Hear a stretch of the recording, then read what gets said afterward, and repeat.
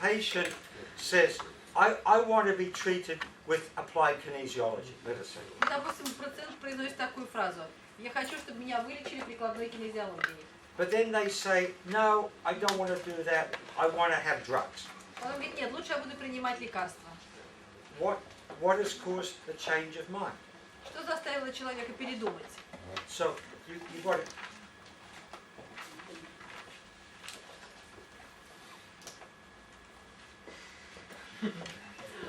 that's not my glass. Это мой стакан.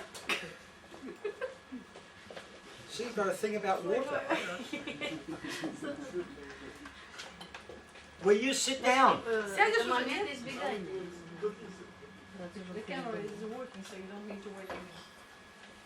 Who is this? Еще долил. Who has had this before me?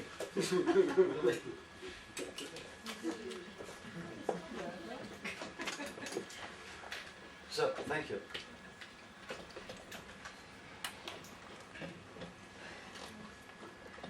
Well, fine.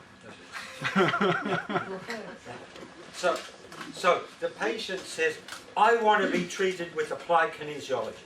Пациент говорит: «Я хочу, чтобы меня вылечили прикладной кинезиологией». Then they come back and they Потом say, приходит на следующий прием no, I'm going to have и drugs. говорит: «Нет, не надо мне кинезиологии, буду принимать лекарства». Well, the first thing to find out is, who are they? Нужно выяснить, кто они. Are they the wife that wants him to escape? То есть или это жена, которая хочет, так сказать, его ухода, побега. Is it his mummy that wants him to come back and be a baby? Может быть, это его мама, которая хочет, чтобы он вернулся и снова стал ее малышом. Or is it the doctor putting pressure on him? Или, может быть, это врач, который давлеет над ним. Which is very, very often the case. Очень часто именно так и происходит. If you don't do what I say, you will die. Если вы не будете делать то, что я говорю, вы умрете. And so he comes back, no, I'm not going to do natural, I want drugs. И он говорит: «Нет, нет, не хочу природных компонентов, буду принимать лекарства». And so when you test, you find it's not me. It's his wife, it's his doctor, it's И his... потом начинаешь тестировать и понимаешь, что его «я» — это по сути не он, это там жена, мама, кто угодно. So when I say I will help the patient in whatever his free choice is, Значит, я должен быть в состоянии сказать себе, что если я буду лечить пациента в его свободном выборе, каким бы он ни был, I have to make sure that it is he that is making the choice for himself. я должен убедиться прежде всего в том, что это действительно свободный выбор, тот, который он делает для себя сам. And that is usually not the case. Обычно такого не происходит. Обычно все не так. Right? So the first thing you do is Поэтому сначала routinely, lung 6 to 8. рутинно точки на меридиане легкого, and слева then- 6-8. If you can, routinely the uva ursi. Потом, если также рутинно, вы можете давать настойку травы уба-урси. Then the test of what he wants may be valid. И вот тогда тест его желаний может быть действительно значимым, Before that, достоверным. it's not valid. Потому что до этого нельзя говорить о его достоверности. You understand? Понимаете? This is the importance of this. Okay? Вот в чем значение такого теста. And in terms of psychiatry, the patient says, the one thing I'm not going to have is Prozac. Ну, как в психиатрии, если пациент... В первую очередь пациент должен сказать, что ни в коем случае я не буду принимать Прозак. And then they come back and they're on Prozac. А потом приходят, и оказывается, что они делают совершенно обратное. And then the Prozac itself, А сам Прозак, as it were, acts like a negative person inside you. фактически, ну, как представляет собой отрицательного человека внутри. And when they contemplate, say, suicide because of the Prozac, И потом человек совершает самоубийство именно из-за препарата. it's like the Prozac itself is a negative person Как inside. будто Прозак сам представляет собой негативную личность внутри человека. Because it has affected the biochemistry in this way. Потому что именно таким образом он влияет на биохимические изменения в теле. All right? And so much in our society is working against us making our own choices. Очень много в нашем обществе работает против нас, не давая нам возможности делать свободный выбор. You must look like all those women in the advertisements. Вы должны выглядеть так, как выглядят And so эти on. красотки в рекламах и так далее. And in America, I don't know, here on television, there are all these advertisements for drugs. Более того, не знаю, как здесь у вас, а у нас реклама просто в Америке кишит рекламой лекарств. Is that allowed over here? You have to? The same. Yeah. And then it says, ask your doctor. А потом говорят, посоветуйтесь с врачом. So the patient is brainwashed from the advertising, Значит, сначала этой рекламой пациенту промывают мозги, and the doctor is brainwashed by the drug но company. точно так же эта реклама промывает мозги и врачу. And so trillions of dollars go on and on and on. И триллионы долларов крутятся в этом бизнесе. At the expense of the person, the За счет- personality. За счет конкретного человека, конкретной личности. Okay, any questions about this multiple personality? Есть вопросы по фрагментированности личности?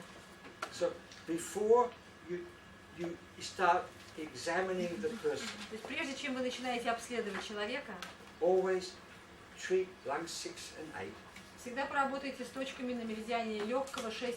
and make sure one way or another that the personality is integrated. Убедитесь сначала тем или иным способом, что личность интегрирована. Then the testing can be valid. И вот тогда тестирование может быть достоверным. So can you start to see how many variables you have to control to have Начинаете accurate понимать, testing? какое количество вариабельности вы должны иметь в виду для точности тестирования. On the subject of which my wife wants to say something. She's not here. She's not listening to me? What? По этому говорит, предмету моей жене есть что сказать. Жены нет, он говорит, что она меня не слушает даже? That's divorce. Yeah. Okay, you had a question. Ну вот если интеграция не произошла, If integration hasn't occurred. Yeah. где искать причину или какие сегменты нужно этой личности тестировать? The what you do is you can just go through and test. You know, a part of me is this, a part Можно of me просто is отдельно that. продюсировать. Часть меня там то, 5-10. And sometimes it will be obvious, like I am the football player, I am the Иногда все husband. становится очевидным. But how to integrate? How to find the cause of... Right, I'm coming to that. So first of all, find out what the bits are. То есть сначала выясните, каких, ну, скажем так, фрагментов недостает для интеграции. And very often you will find there's say 15 or 20 or 25 bits. И порой вы найдете и 15, и 20, 25 кусочков. And you're not going to get them integrated at once.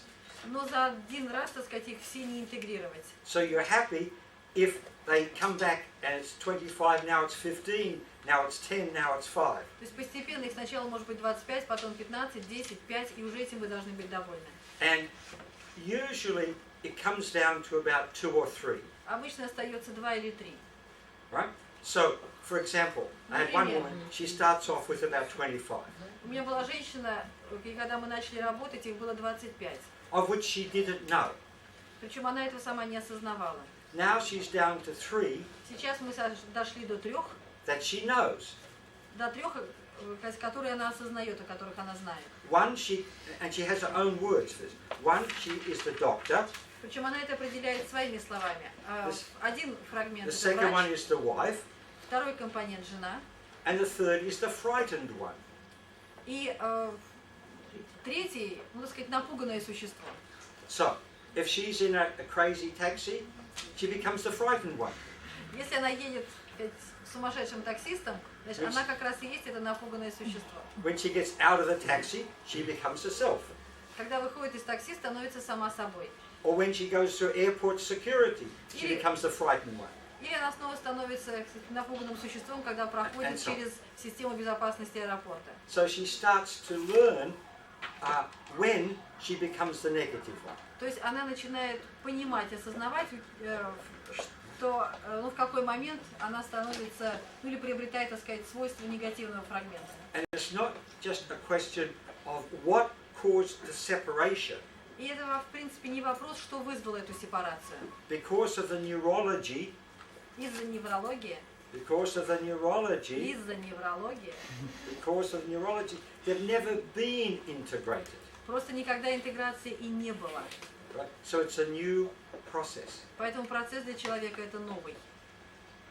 For example, Например, there's a man he has a girlfriend мужчина, у которого есть подружка, who, by and large, is very loving. в значительной степени человек любящий. And then one night they're having sex. В одну из ночей секс. You have sex in Russia? Секс в России есть? Well, we can fix it for you, don't worry. Не волнуйтесь, вас мы вылечим.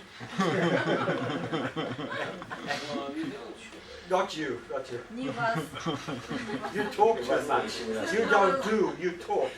С вами не получится, вы очень много разговариваете. Это правильно. Вы уже безнадежен, That's Д right. And so all of a sudden, she starts to hit him. И вдруг она начинает его бить. So something has happened that makes her the frightened one. То есть что-то вдруг случилось, что превратило ее в напуганное существо. And that she had, when she was a child, her father would come home drunk and hit her. А всего лишь это воспоминание о том времени, когда отец приходил домой пьяным и бил ее. So she's never integrated. Она никогда не была в состоянии полной интеграции. And you'll find that a person's creativity, mental activity, physical activity becomes so much more focused. И умственная деятельность, и физическая деятельность, и креативность человека становятся крайне фокусированными. Right?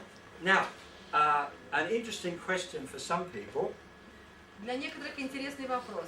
is what happens when they have to translate into various languages. Что происходит с человеком, когда он должен переводить на разные языки? Just a thought.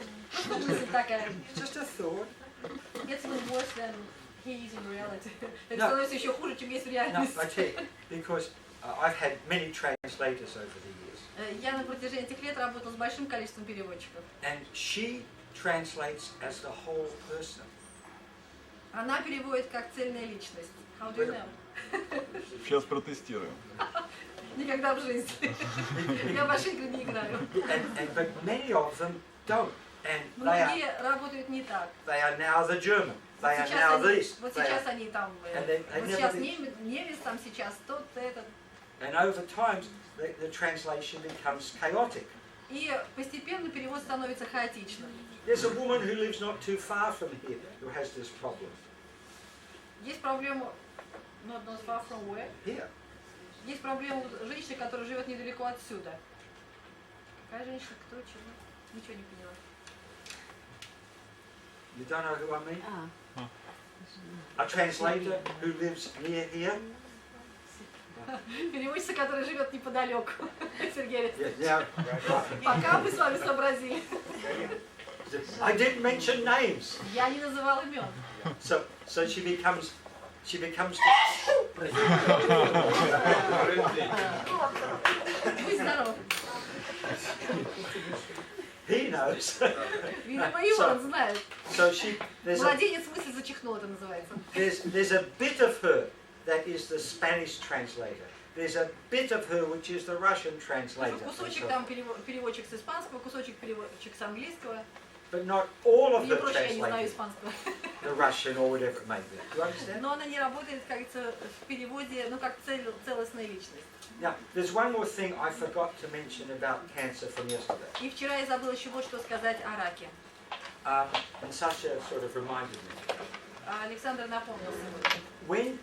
When you are, what I tell the patient, when you go to the oncologist, Я говорю пациенту, когда вы идете к онкологу, get up close to the oncologist подойдите к нему близко and look him straight in the eyes и смотрите ему в глаза.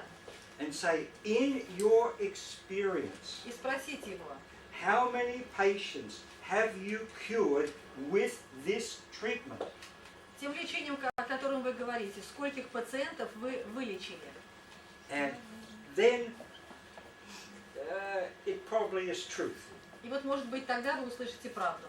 But instead of them saying, oh, you can do wonderfully, get right up close, То есть look вместо them in того, the чтобы он eyes, так абстрактно говорил, ой, все demand the может быть truth. хорошо. Вы смотрите ему в глаза, подойдите близко и требуйте правды. and two things happen. You will probably get a truthful answer, И, возможно, два варианта. Либо вы получите правдивый ответ, but you are getting the oncologist to treat you as a person and not a number. и онкологу придется работать с вами как, так сказать, с личностью, а не как с очередным пациентом. And now, to turn this around the other way, Ну, чтобы, так сказать, можно представить это в ином свете. there was a famous American biologist Был знаменитый американский биолог, who was diagnosed as cancer. Yes. которому диагностировали рак. So he says to the oncologist, what are my chances? Он спросил онколога, каков шанс? And the oncologist says, you have an 80% chance of dying from this. Онколог ему сказал, 80%, что вы умрете. That's what he says. So the man goes home, Мужчина отправляется домой. and he says, but wait a minute, that's 80% of all the patients. Он сказал так, тут сначала сказал, подождите, 80% от всех пациентов, Now, let's take out the children давайте уберем детей from the statistics. из статистики. Let's take out the old people from the Давайте statistics. уберем людей более пожилого возраста из Let's take статистики. out the smokers. Давайте уберем курильщиков, Let's take out the alcoholics. алкоголиков. Let's take those who are not doing health practices. Давайте уберем тех, так сказать, кто не занимается практикой He здоровья. said, I have an 80% chance of living. Значит, у меня будет 80%, так сказать, в пользу того, что я выживу. Yeah? Now, the doctor could have told him that, Вот что ему врач должен был сказать. but the doctor chose to tell him the opposite. Врач выбрал другую возможность, сказал ему обратное. Why? Почему? Because the doctor doesn't want the patient to escape, Потому что not escape. врач не хотел, по сути, спасти больного, не дать ему исчезнуть. Because until the doctor doesn't want to escape, he can't help the patient not to want to escape. Пока врач сам не избавится от этого желания, так сказать, избежать кого-либо или чего-либо, он не сумеет помочь своим пациентам отказаться от желания избежания. That's why it's so important that you embrace life. Поэтому настолько важно, чтобы вы сами хотели заключить всю жизнь в объятия. Then you can help the И вот patient только to тогда вы embrace life. сумеете помогать своим пациентам сделать то же самое. All right? Почему бы не использовать для интеграции личности точку ВП1? Why don't you recommend bladder 3 to integrate the body? Bladder one. Oh, one, sorry. My It doesn't work for it's not for that. It Эта doesn't do точка that. не предназначена для How этого, many- она не дает интеграции. Harmony is a relationship with somebody else, Здесь еще взаимоотношения с кем-то еще, not with part of the self. Parts of the self. не с частью самого себя. Я несколько раз слышал слово неврология. Это имеется в виду там типа остеопатическое поражение или там, ну вот то, что связано с черепными нервами, ну в общем нарушение черепа, When you костей черепа. neurology, Yes. several times. Neurology, yes. Do you Neurology, yes. Yes. mean cranial lesions or... We will talk about Мы that. об этом поговорим потом. On Monday we can talk. В понедельник, On the train. Yeah. в поезде. Because it all comes down to neurology. Все равно все сходится на неврологию. This we talk about later. Everything we are doing comes down to enlightened neurology. Чем бы мы ни занимались, мы всегда, кажется, в итоге приходим к просветленной неврологии. Okay. Susan, she here back? She here? Susan's here. You wanted to say something. No, you wanted to say something. Иисус, ты хотел что-то сказать. Нет, это ты хотел, чтобы я что-то сказала. Okay.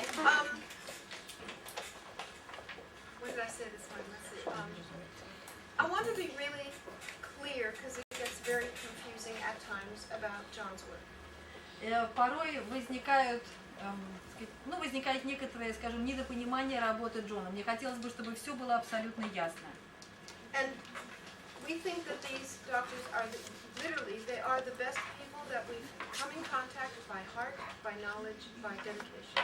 Мы действительно полагаем, что вы лучшие врачи из всех, с которыми мы работали, с точки зрения вашей преданности, вашей сердечности, вашего знания. And there's a lot of things going on in AK, in kinesiology. Очень многое происходит в кинезиологии, в прикладной кинезиологии. And, for example, we spoke with Dr. Goodhart and Dr. Leaf, and he caused a problem last year, but they don't like the bottle on the body. But we're not going to talk about that. But there are things like that. You mean the last seminar? Yes, last seminar. Кто помнит прошлый семинар, у нас возникло некоторое недопонимание в отношении тестирования этих препаратов, чтобы их в этих вампуках или в бутылочках непосредственно класть на тело. То есть было определенное недопонимание, но мы с этим справились, отодвинули этот вопрос, но мы уже говорили с Джорджем Гудхартом и с Дэвидом Лифом по этому поводу. And so that's a lot of different things go on. But Dr. Goodhart as the founder and Dr. Leaf as the chairman of ICAK for many years do not do that. I want to be clear. То есть мне хотелось бы, чтобы все было ясно. Конечно, очень многое, так сказать, происходит и по-разному развивается в прикладной кинезиологии. Но доктор Джордж Гудхарт, основатель прикладной кинезиологии, доктор Дэвид Лиф, многие годы уже председатель Международного колледжа прикладной кинезиологии, они этого не делают. С бутылочками все вопрос. But that's not primarily Dr. Diamond's work, right? John's work. Это не в первую очередь, так сказать, работа доктора Даймонда. As they know, Dr. Goodhart asked him to put the third side of the triangle together with the emotion. Насколько вы уже знаете, в свое время доктор Гудхарт обратился к доктору Джону Даймонду для того, чтобы он заполнил третью сторону треугольника здоровья. And as a doctor for 50-some years and as a trained psychiatrist, he's concentrated very carefully on what you can ask the body. Поскольку он, так сказать, в медицине и психиатрии уже 50 с чем-то лет, он очень тщательно подходит к тому, о чем и как можно спросить тело. There are some questions that are just too philosophical. You cannot test the body for these questions. Некоторые вопросы носят сугубо философский характер, и поэтому их нельзя использовать для тестирования тела. You can't ask the body, do I need calcium? Because it's a concept that he finds very seriously. He would not do this. For example, I need calcium, I need... Допустим, к такому разряду можно отнести вопросы, допустим, нужен ли кальций? Вербальный вопрос. Вербальный характер. You mean the verbalization of the... Yes, I need calcium, or I need magnesium. Yes, but you cannot just ask... Yes, but if the question is not verbalized, this is different or same? Either verbalized or not? No, I mean verbalized. In other words, many people test. То есть очень многие тестируют именно вербально. Сказать, мне необходим кальций, необходим магний и так далее. То есть это некорректные вопросы, которые могут быть заданы телу. He would never test the patient, I have cancer. Никогда доктор Даймонд не будет тестировать пациента с фразой «у меня рак». You may want, there are other concepts, but he's very careful about what he asks the То body. есть есть определенные концепции, которые позволяют абсолютно дифференцированно и именно корректно подходить к выбору вопросов, которые могут быть заданы телу. And I know many people are teaching this, various types of people. For example, I need this laser. Я знаю, что, так сказать, есть разные способы тестирования, когда, скажем, лазер в руку взяли, там мне нужен лазер.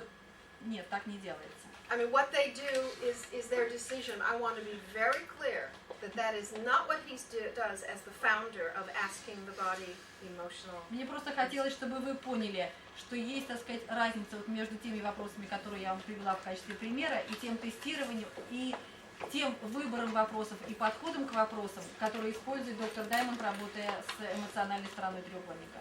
Okay, so I just want to be clear, because they're such great people, and they don't know sometimes where something has come from, but I want to be clear that he gets upset with some things that happen being tested. Мне просто хотелось, чтобы вы поняли, насколько порой огорчает доктора Джона Даймонда то тестирование, которое он порой наблюдает. А вы настолько замечательны, что мне хотелось просто прояснить для вас эту ситуацию, чтобы у вас не вызывало замешательства, некоторые разногласия с тем, что вы можете встречать и видеть помимо этого преподавания. I feel like a school teacher. Я себя сейчас чувствую школьной учительницей. Anyhow, I hope that's fair enough and very clear. I just want to be very clear. Мне просто хотелось, чтобы все было ясно, и я очень надеюсь, что это и честно, и теперь понятно. I'm finished. Okay, real Браво. So, should we have a break now? Or? Сделаем перерыв, может быть, Илья Арестович? Как? Yes. 10, сейчас принесут. About 10 minutes because it has been served. Yeah, because the show leaves at 1:30. Okay. When they have the break, they have to be back quick. I mean, theoretically, you could test the patient for whether the patient believes they have cancer. Теоретически можно протестировать пациента, сказать, по поводу, ну, его мысли, But есть ли у that's него рак, так that's сказать, not the его same thing as соображения по этому поводу. testing the patient if he has cancer. Но это совершенно иное, отличное от, скажем, тестирования убежденности, что у него есть рак. You can test the belief system, То есть вы можете тестировать not the- систему веры, but not the actuality. но не актуальность, так сказать, не реальность. I think I may have told you, I was once talking to this kinesiology college in Australia, Я как-то вел разговор в колледже кинезиологии в Австралии, может быть, рассказывал вам уже об этом. and this man comes up the front, he says, I'm a kinesiologist. Пришел один, сказал, я кинезиолог. And he said, I specialise in the treatment of cancer with kinesiology. Сказал, что он специалист в области лечения рака методами кинезиологии. And I said to him, what did you do last year? Last year? Yes. Я спросила, а чем вы занимались в прошлом году? He said, I was a cook. Поваром был. I said, well, don't you think something more is involved in the treatment of cancer than 6 months, you know? Я ему сказала, что вы не думаете, что, так сказать, процесс рака вовлечено гораздо больше, ну, в лечении, вовлечено гораздо больше, ну, кажется, и компонентов и всего остального, чем можно постичь, скажем, за полгода. And half the audience walked out with him. Ну и на этом было история закончилась. See, what's so wonderful about talking with you is you are basically medical doctors. Приятно говорить с вами, потому что по большей части вы врачи. In America, I'm virtually the only medical doctor in AK, В Америке я буквально, сказать, единственный врач в прикладной кинезиологии. and certainly the only psychiatrist, or as I would call myself, ex-psychiatrist. Ну и, конечно, единственный психиатр, или, скажем так, бывший психиатр. And the questions you ask are very different questions. И вопросы, которые вы задаете, значительно отличаются от задаваемых там. They're not treating cancer. They're not treating migraine. Они фактически не лечат рак или мигрень, They're not treating chronic fatigue.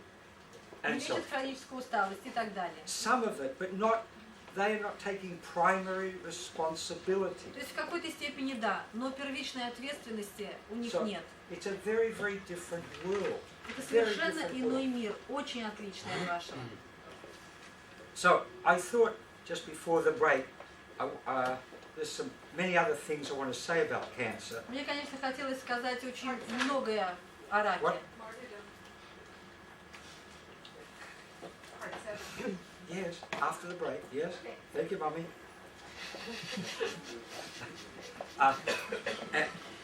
There was a doctor called Bruno Klopfer Был врач Бруно Клопфер. who had done the Rorschach test. You have you call it Rorschach here? Ink blot test. Rorschach. Тест Рошар. The patient looks at ink blots.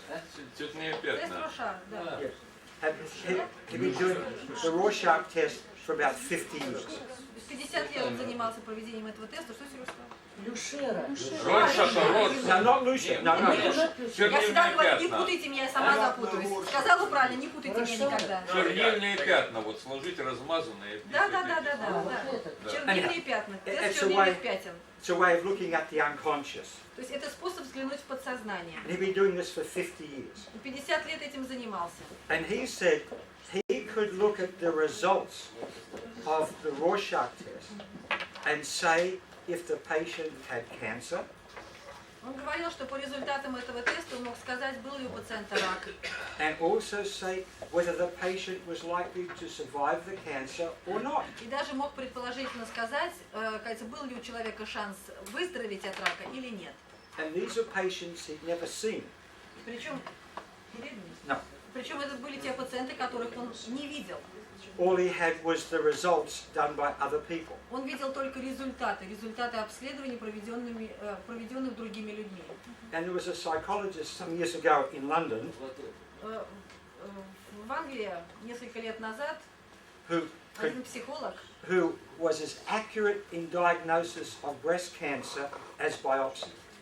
был столь же точен в определении рака груди, как и биопсия. Because they each were tuning in on the underlying psychopathology. Потому что была настроенность на, так сказать, основополагающую психопатологию. Or at least one aspect of it. Или, так сказать, на ее конкретный аспект.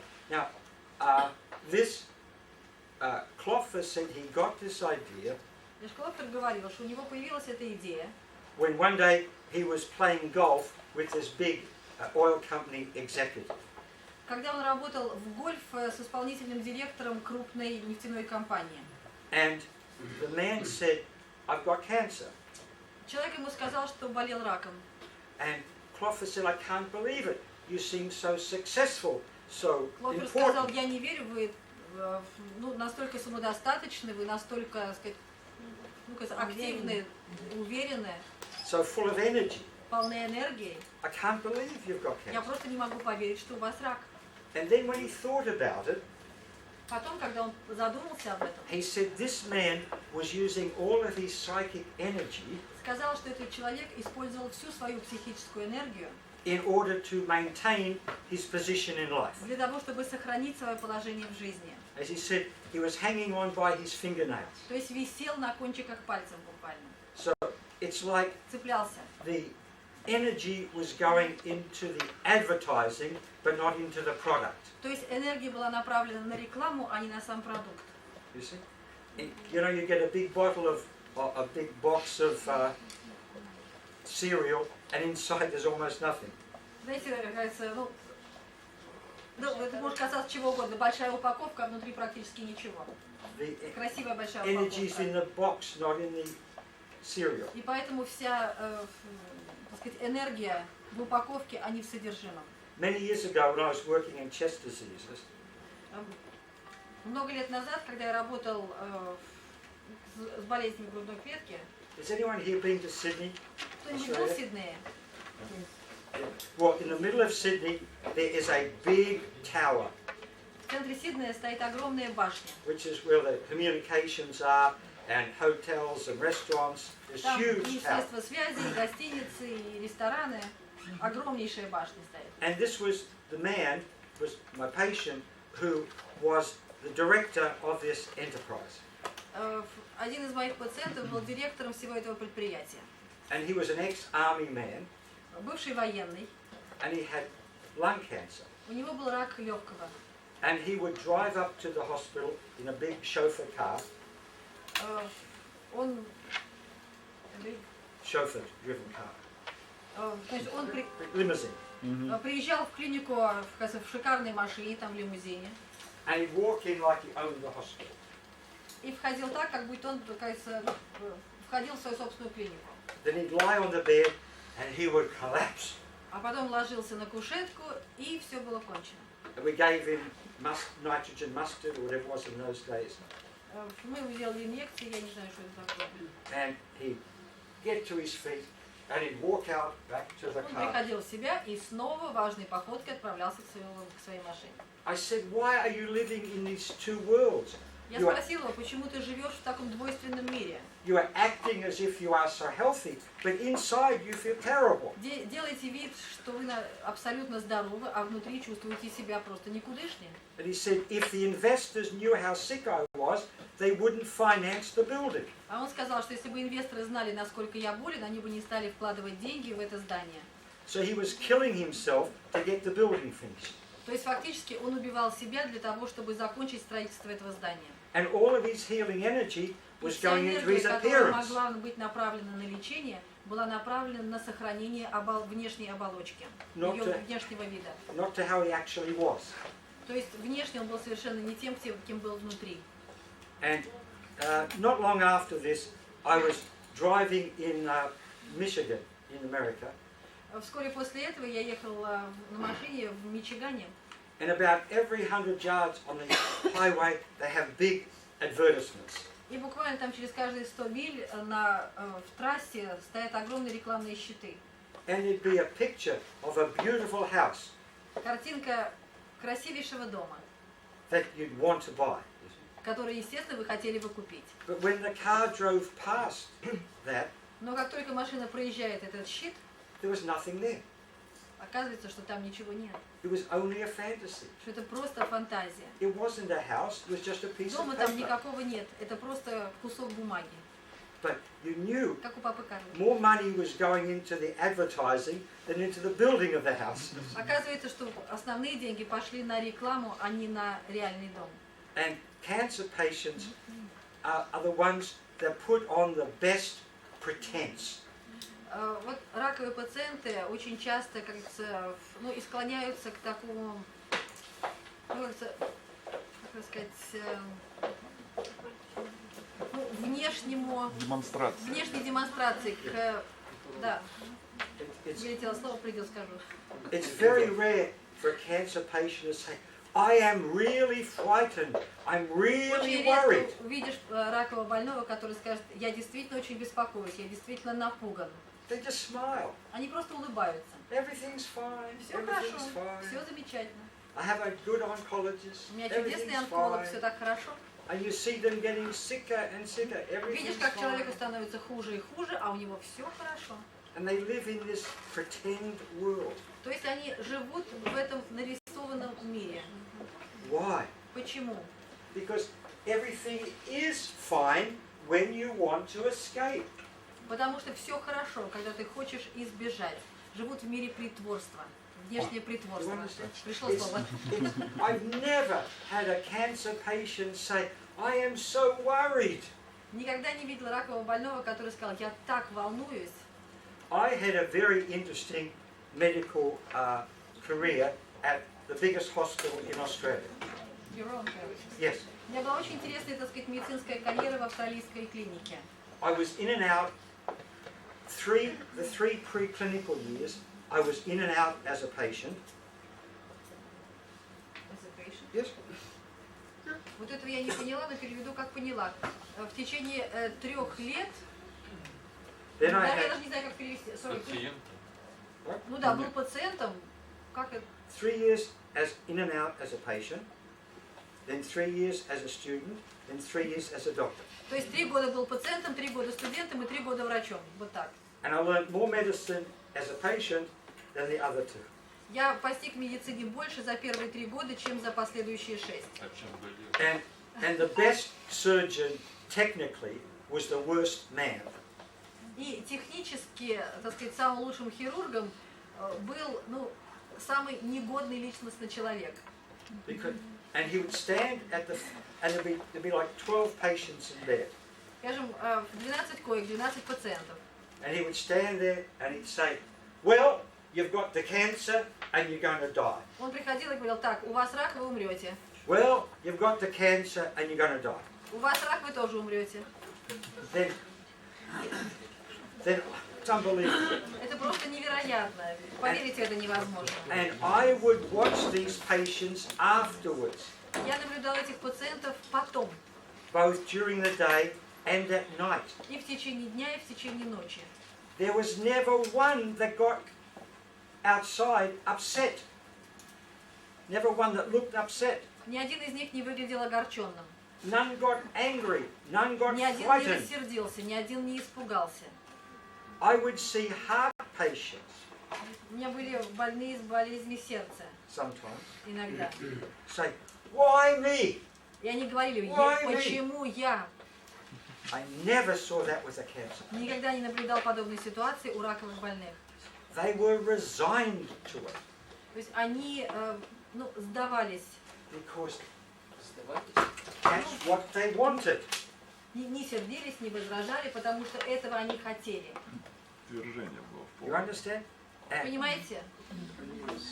And everything's fine. Все хорошо. I'm going to continue to take my vitamins. Я буду продолжать принимать витамины. I'll do my painting. I'll do my yoga, everything's going to be fine. Буду делать это, буду делать это. Все замечательно. Bullshit. Чушь. Bullshit. Чушь. Полная Такая Everything's повторюсь. fine, everything's fine. I saw Все pictures хорошо. of one man as he gets thinner and thinner as he's in the cancer hospital dying. Я видел фотографии одного мужчины, который становился все более и более истощенным, находясь в клинике и фактически умирая. His smile gets bigger and bigger. И чем истощеннее становилось лицо, тем шире становилась улыбка. This is very important. In you know Alice Adventures, Alice in Wonderland. Знаете книгу «Алиса в стране чудес»? Do you remember the cat? Кота помните? It smiles and smiles.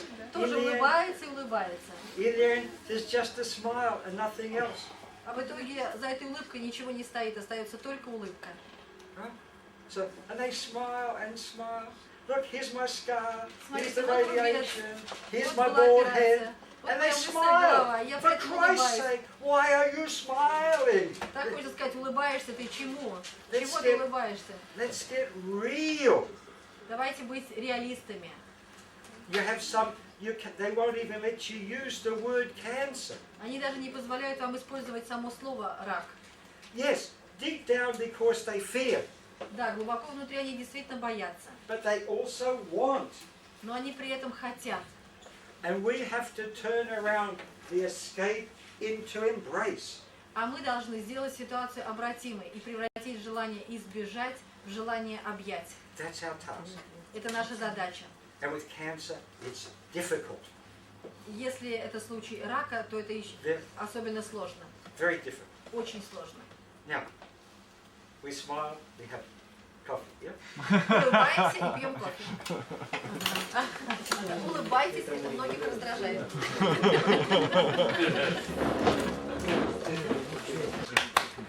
Okay, so Я возьму. Я боюсь, здесь улетит, или я залью водой, или еще что-нибудь. as we're saying, the cancer patient То есть мы с вами говорим, что Spends- раковые больные spends the energy in the appearance rather than in the healing. тратят свою энергию не на выздоровление, а на внешнее притворство. As we say, in the advertising and not in the product. То есть вкладывают деньги в рекламу, а не в продукт. So, and that is because, on the one hand, they are in such fear of the С cancer, одной стороны, потому что в них живет страх рака, but also because they so want it. но плюс ко всему еще, это желаемо. So you have to gradually bring them to reality. Поэтому постепенно вы должны вернуть их к реальности. When everything in them is saying, don't get me better, I want to die. Несмотря на то, что все в них говорит, не надо меня вытаскивать, дайте мне умереть. But they never say that. Хотя на самом деле они никогда этого не озвучивают. And one of the risks is, Один из рисков, this can be so easily transferred to the doctor. очень легко такое отношение может передаться врачу. For example, Например, I once was asked to see a very famous healer who couldn't stop smoking. однажды меня просили принять очень известного хиллера, который не мог бросить курить. And he said, I never had a cigarette in my life until 20 years ago. Он сказал, что никогда не курил, в жизни не брал сигареты, и впервые это случилось 20 лет тому назад. And what happened then, he was counseling a man who was dying of lung cancer. Значит, он работал с человеком, умирающим от рака легких, And the patient said to the healer, и пациент сказал хиллеру: let me have one last cigarette before I die. позвольте мне выкурить последнюю сигарету перед смертью. So the healer gets a cigarette for him. Значит, хиллер подает ему сигарету, The patient says, would you light it for me? пациент говорит: не раскурите ли вы ее для меня? So he lights it. Он раскуривает сигарету, Then he says, have one with me. потом пациент говорит: выкурите сигарету со мной вместе. And the healer says, I don't smoke. Хиллер говорит, я не курю. He says, have one with me. Он говорит, ну, со мной одну. So the healer has the cigarette. Он тоже выкуривает с ним сигарету. The patient dies before he finishes the cigarette. Пациент умирает, не докурив сигареты. And 20 years later, the healer is still smoking. Прошло 20 лет, а Хиллер курить так и не бросил. So what you have to be very careful of То есть вот в отношении чего нужно быть крайне осторожными и внимательными. is there's a part of the patient's mind Часть разума пациента that believes someone gave him the cancer. считает, что кто-то в него рак вселил, кто-то передал ему рак. And so if he gives it to somebody else, he Если gets rid of it. И ему кажется, что если он передаст это другому, то So it's сам like избавится от they're рака. called passing the hot potato. То есть, знаете, как игра Горячий картофель. передай горячую картофелину следующему. And very often I find if the doctor works with cancer patients, he ends up wanting to get cancer. Очень часто бывает, что, так сказать, возможна ситуация, когда врач, работающий с раковым пациентом, в конце концов сам начинает желать рака. So you have to be very careful Поэтому вы that должны you, быть очень осторожными, that you embrace life. чтобы вы прежде всего были в состоянии и у вас было желание объять всю жизнь. Otherwise, the В patient can противном случае seduce you into escape. пациент может втянуть вас в процесс избежания. Okay? Понимаете? Now, I'll talk a little bit about what's in the book. Скажу несколько слов о том, что написано в руководстве. Every cancer patient Каждый раковый пациент has what I call a martyr personality. Martyr, like Jesus Christ. Martyr. Self-sacrifice. Крест. значит, несет в себе Крест, да. несет в себе элемент жертвенности. Yeah. So I always look, oh, I will do this for him, even though I don't want to, Несмотря even на though то, it что я hurts вот это me. делать не хочу, несмотря на то, что это причиняет мне боль, я сделаю это ради него. Yes. And so you can read about this in the book, Про это написано в книге. which is why you will find that if you examine a cancer patient, Когда обследуешь ракового больного, they will test, I am Jesus Christ, будет реакция на тест «Я Иисус Христос». or some other martyr. Или, так сказать, любой другой жертвенный образ. Мученик, мученик. So the reaction will be positive test. Yeah, I am, Да, будет положительная реакция. Мученик. I am, Мученик. I am Jesus Мученик Christ. же. Or, Да, да. Жертвенность то же самое.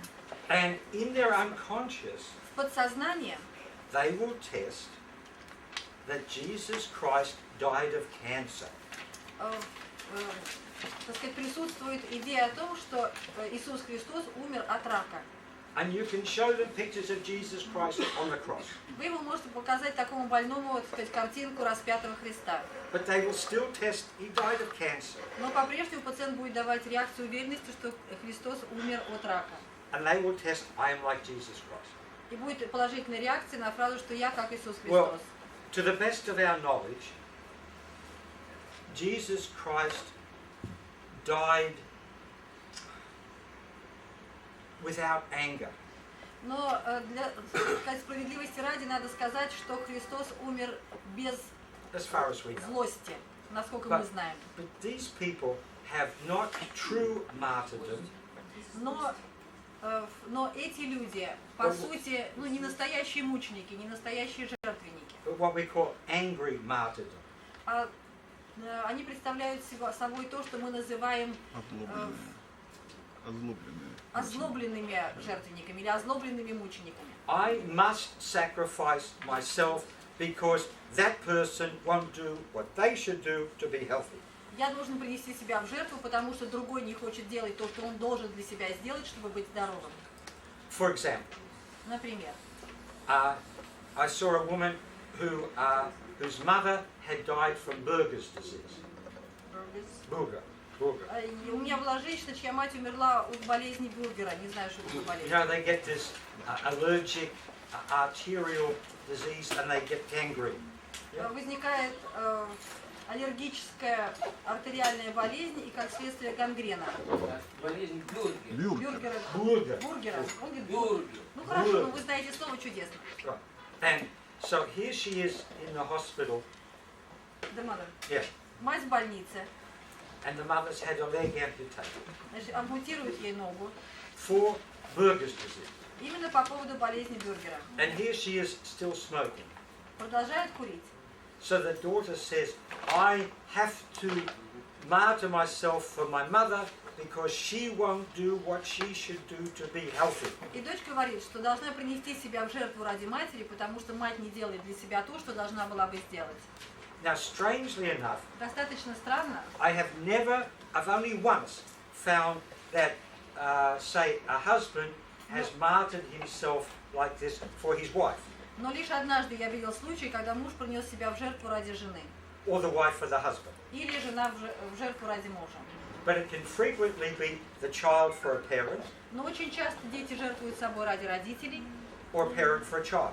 или родители ради детей. For example, Например, a father may want to martyr himself допустим, отец может, ну, так сказать, желать принести себя в жертву, because the son is a drug addict or потому something что, like ну, скажем, если сын наркоман, или какие-то подобные ситуации. that. So they martyr themselves, they take on the suffering, То есть они принимают на себя страдания, but out of heart meridian anger. но это, так сказать, злость меридиана сердца. And that's heart 5, isn't it, Sue? Это пятая точка на меридиане сердца, так? 5. Is that heart 5? Martyrdom is 7 or 5? 7. Heart Седьмая 7. точка, седьмая точка на меридиане сердца. So always you will find there is somebody they are martyring themselves for heart 7. То есть всегда седьмая точка на меридиане сердца, если вы видите жертвенность в отношении кого-то. And so I work heart 7, left, Работаем с точкой седьмой на меридиане сердца and I give them this supplement, и даем вот эту добавку. which is called Earth Dragon. Earth Dragon. It sounds like a mother-in-law, but it's not. Называется как дракон земли или как угодно, говорит, практически как теща, но немножко другое. Змеища. And you can read out the ingredients.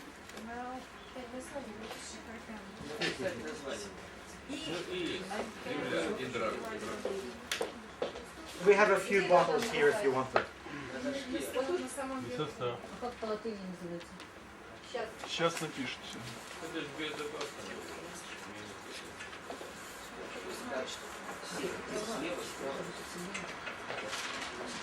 And Tanya will read out the ingredients.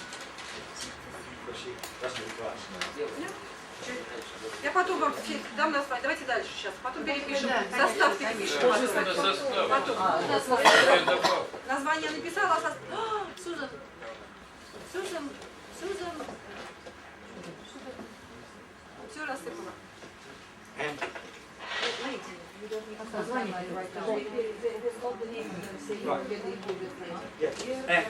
And the main ingredients is a earthworm. It's a worm. Как трава называется это? Земляной червь. Или что это? В буквальном переводе это основной ингредиент. Земляной червь. Что это? Так и есть земляной червь. And this is a very, very old Korean formula. Это очень старая корейская формула. Из червяков сделана, короче. Okay? Неживых. So if you want some, we have some. Кому нужно, можно приобрести. Сколько-то их есть. Okay? Когда жертвенность применяется, это жертвенность. Yes. Да. H7. Yes. It's only negative because То есть имейте в виду, что, так сказать, жертвенность со знаком минус – это негативное чувство. it's not true То martyrdom есть это не истинная жертвенность. because it's heart meridian anger. Это злость, это точка меридиана сердца, это злость.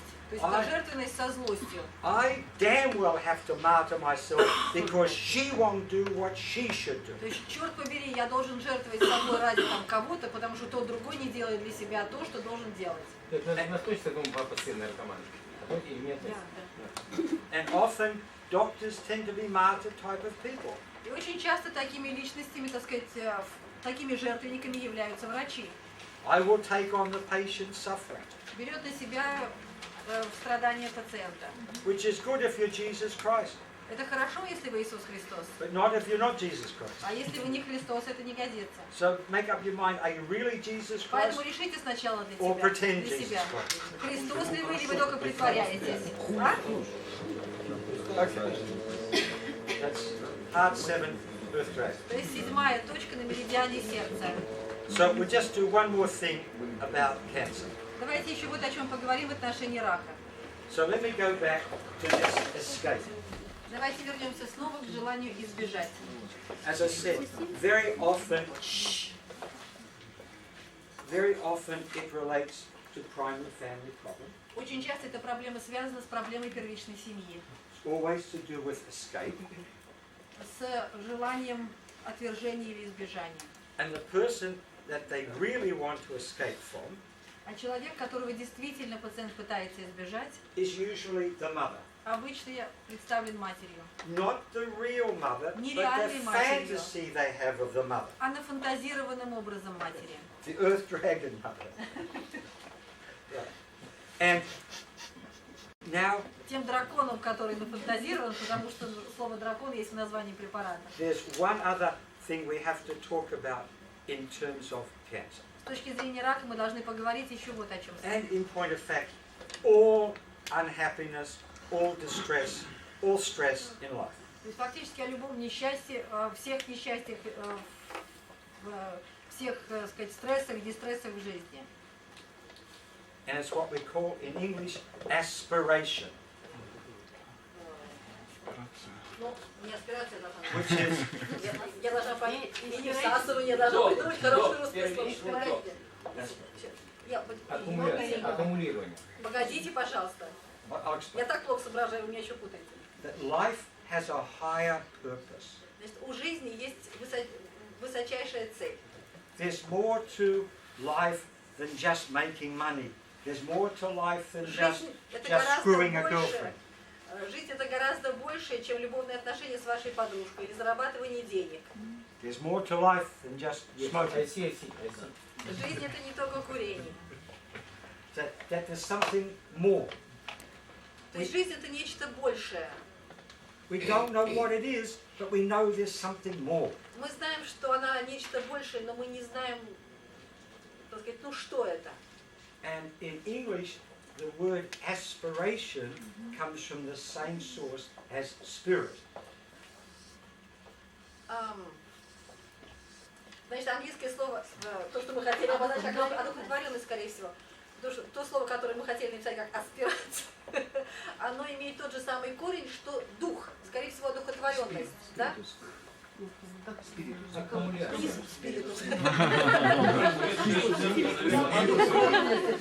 Высшее состояние. This is, let's say, the higher level of spirit Of existence. desire. Yeah, yes, a spirit. Yeah. Одухотворенность. Пишу одухотворенность, потому что все And that is, Where should I write it? Just a new page? that is lung. Wait, sorry. Aspiration is lung 5. 5-я точка на меридиане легкого. Одухотворенный. What?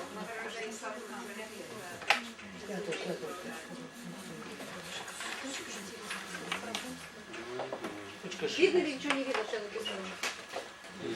Где она? Покажи. Где? Вот где он цвет. There's more Включи. lung 5. 5-я точка на меридиане легкого. Все увидели? There's Again on the left. on the left, always on the left, Слева, всегда слева. except in rare cases. За исключением редких случаев, все слева. What's All right, it- все справа. So, there's more to medicine than making money. То есть медицина это тоже больше, чем зарабатывание денег. There's more to medicine than being a famous doctor. Медицина это больше, чем просто ну, быть хорошим врачом. That there is a spiritual aspect to Потому all что of this. есть еще духовный компонент во всем этом. It doesn't mean we know what it is, but we know there's something more. значит, что мы до конца понимаем и знаем, что это за компонент. Но мы знаем, что есть нечто большее. I'll give you the first time I came across this problem. Расскажу вам, как я впервые столкнулся с этой проблемой. About 30 years ago, Порядка 30 лет тому назад I was asked to talk to a big group of dentists меня попросили почитать лекцию большой группе стоматологов. in the top of Canada. In the top, you mean in the north? Yeah. На севере Канады. And, Наверху Канады. and they were as cold as the weather. Они были так же холодны, как погода.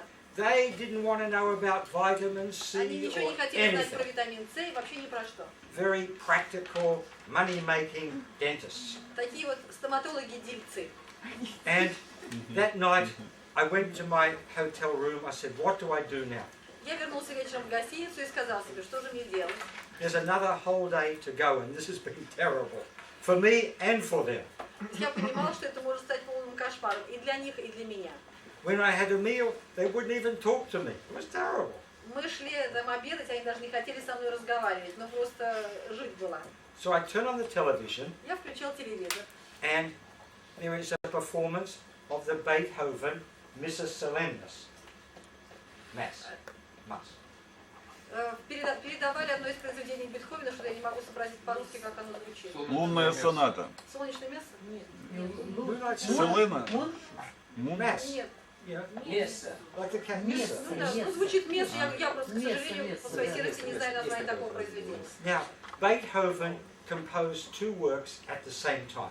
Бетховен одновременно создал два произведения.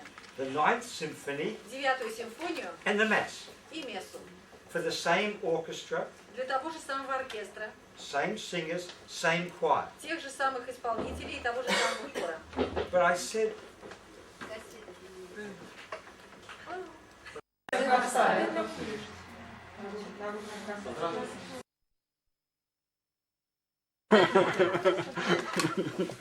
I said, there must be a difference because one is composed for a religious purpose and one is composed for a secular purpose. Но я себе сказала, что должна быть разница между этими произведениями, потому что одно произведение создано, так сказать, для церковной службы, а другое как светское произведение.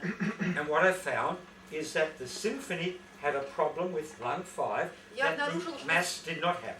Симфония, в отличие от мессы, создавала проблему с пятой точкой на меридиане легкого. So I came back to New York Я вернулся в Нью-Йорк and I worked with some musicians, professional musicians. и работал с профессиональными музыкантами. And I recorded them playing the same music Я записывал их исполнение тех же самых произведений in a church в церкви or in a concert hall. и в концертном зале. And the concert hall had the lung 5 problem, Исполнение в концертном зале создавало проблему пятой точки меридиана Which the- легкого, church didn't have. а в церкви такой проблемы не возникало. Because these people in the church Потому что люди в церкви said there's some higher purpose in this music. так сказать, воспринимали высшее значение написанного произведения, высшее значение исполняемой музыки. They brought in this spiritual dimension, Они переходили, так сказать, в духовное измерение. which they didn't have just doing another gig in a concert hall. А если они просто, так сказать, отрабатывали положенное в концертном зале, таких чувств у них не возникало. Now, every child has this aspiration, although they don't know what it is. Любой ребенок одухотворен, несмотря на то, что он об этом сам не знает. Look how alive they are, Посмотрите, насколько они живы, how filled with spirit. как они наполнены духовно, духом наполнены. Look at the way a little kid will just move, Посмотрите, как движется маленький ребенок, and the whole body is moving. как движется все его тело. And they don't know aspiration because it's what they're doing automatically all the time. Для них одухотворенность – это естество их существования. And then something happens and it starts to go down and go down Потом and go что-то down. случается, и уровень одухотворенности становится все более и более низким.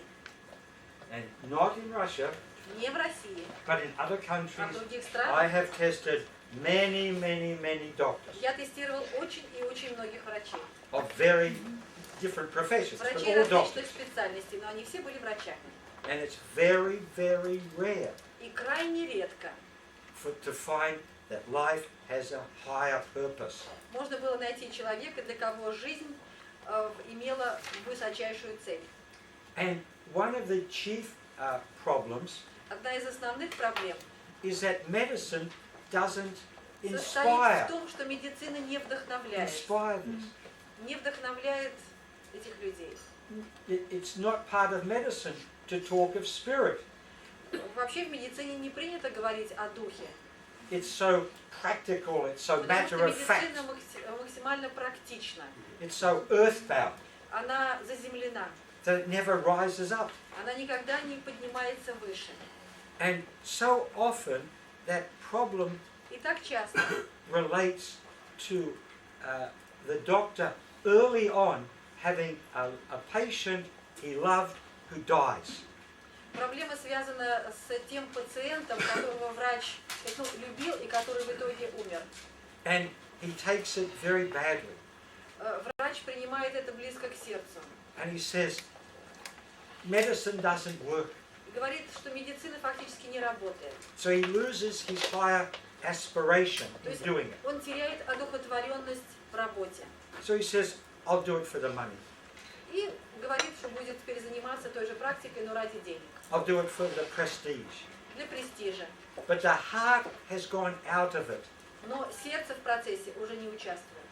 You understand? Понимаете, о чем речь? Very, very common. Это очень и очень распространено. That's why it's so difficult to dialogue with the usual doctor. Поэтому с обычными врачами говорить очень сложно. Because you're talking on a Потому что different, разговариваешь с ними wavelength. на разной длине волны. I mean, when you were touching the patients yesterday, Вчера, когда вы касались пациента, you were making contact with the spirit, which is that patient. вы касались духа, живущего внутри тела. And the doctor says, what are you talking about? A body is a body. А врачи говорят, Боже, о чем ты говоришь? Тело – это тело. So it's a completely different wavelength. Это совершенно разная длина волны. Any questions so far? Вопросы есть пока? Who knows that they have this problem? Кто полагает, что у него есть такая проблема? Выходите, пожалуйста.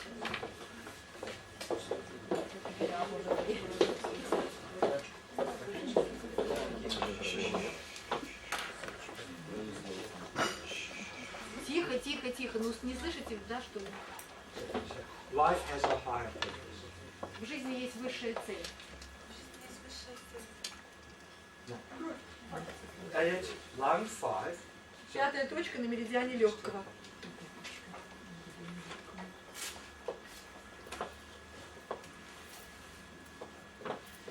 Okay. So we just do lung 5.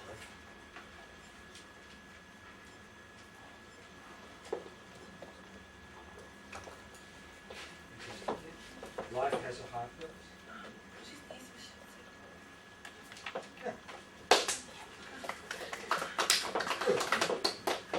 So you may just treat it, Можно просто полечить точку. or you may go back and see what is the trauma that precipitated the problem. Или можно поработать с той травмой, которая предшествовала. What I tend to do the first time is I talk to the person about it, То есть я сначала говорю с пациентом об этом, and I treat it. лечу точку.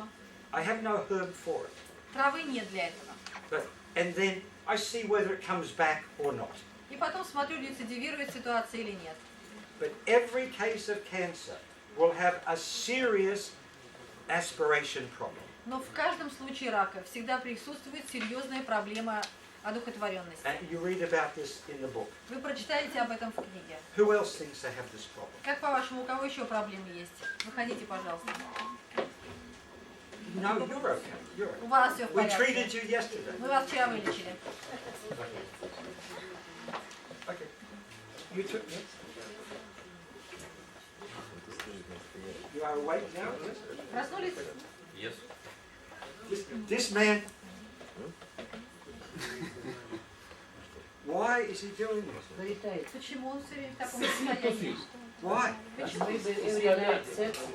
Every night sex. Последние 3 месяца, no sex. Every night no sex. 3 months, no sex. Откуда ты знаешь? Половина глаза. Значит, я с его компьютер уже снял станет. His mother's baby. No. Why is he particularly, especially about, I watch him every day, Я about наблюдаю за 11 ним o'clock. каждый день, примерно в 11 часов. I don't take it personally. After break. Ничего личного. After break. Yes. Yes. Именно после перерыва. Why? He says because blood goes to the stomach. No, nearly to the stomach. Кровь отливает примерно к области желудка. It doesn't go somewhere else here. Она не идет куда? Pancreas. Это поджелудочная. Pancreas. It 11 o'clock. does go there or it does not go Does there? not. Не 11, идет. 11 o'clock is low blood sugar time. Время низкого уровня сахара крови. So, and you won't do this now, but there's a little, look, there's something. Видите, есть разница, небольшая, но есть. So, could someone please help this man with his spleen 3 later, please? Кто-нибудь может помочь с третьей точкой на меридиане селезенки? Запросто. Я могу помочь. Not now, later. Не later. сейчас, потом. Okay, so here. Life has a higher purpose. В жизни есть высшая цель. В жизни есть высшая цель. Life does not have a В жизни нет высшей цели. В жизни нет высшей цели. you see?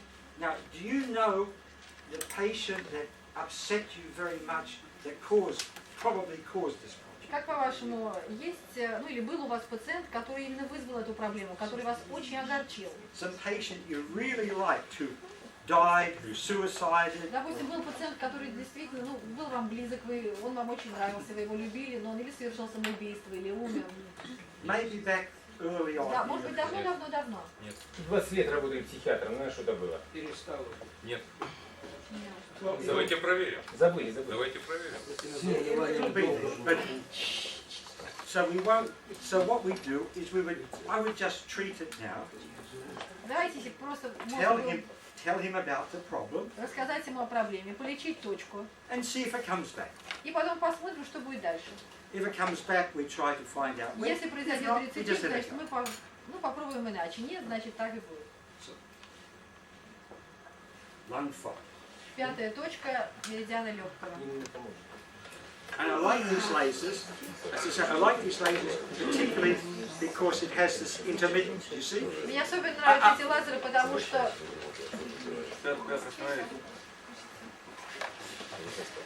See, I like this laser because it has the fixed beam, может быть постоянным воздействием, but it also а has может the быть intermittent.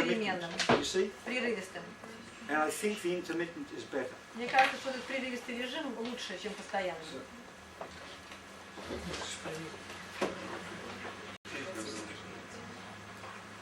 Ему 220 надо подсадить. Да. Единственное, что я не могу понять, в каких частотах работает их лазер.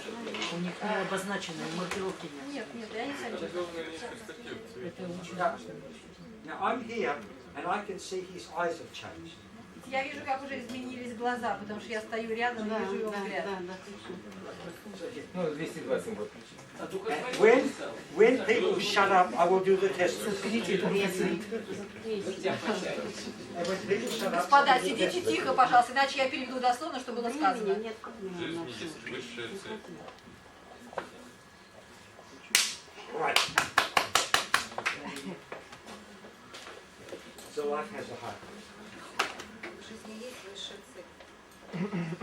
Okay. У вас все в порядке.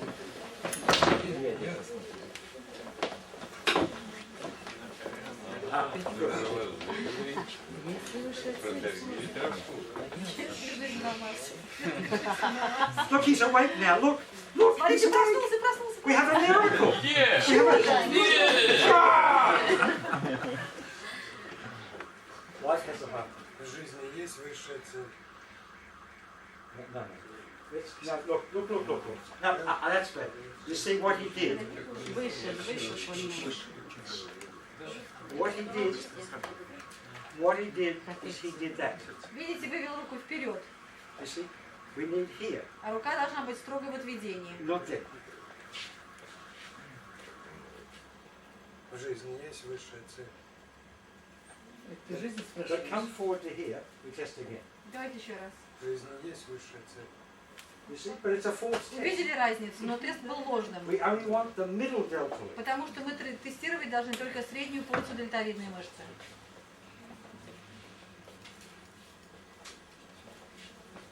Well, are you aware of what might have caused it? Some trauma that might have Может done быть, вы it? знаете, что привело к этой проблеме? Какая-то травма была. Very often, as I say, very often with a doctor, it's an early patient in your career, a patient you loved who died. Очень часто эта проблема связана с одним из первых пациентов, который умер, и это привело вас в крайнее огорчение. 14 лет отработал реаниматологом в отделении реанимации. Там столько их было.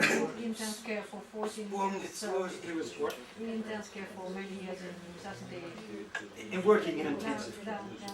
Was there a patient that you really loved that Был died? пациент, который вам очень нравился. Любили Ну, не его. могу припомнить. Difficult to remember. Okay. Well, you should meditate on that. Think about it. Подумайте об этом, поразмышляйте на эту тему. Very often in psychiatry, Очень часто в психиатрии, or as it's now called prosacatry, ну, короче, в науке, которая базируется только на использовании прозака.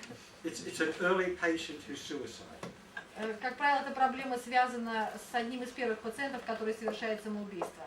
And so you lose all your therapeutic ambition. И вот тогда теряешь этот настоящий, так сказать, лечебный настрой.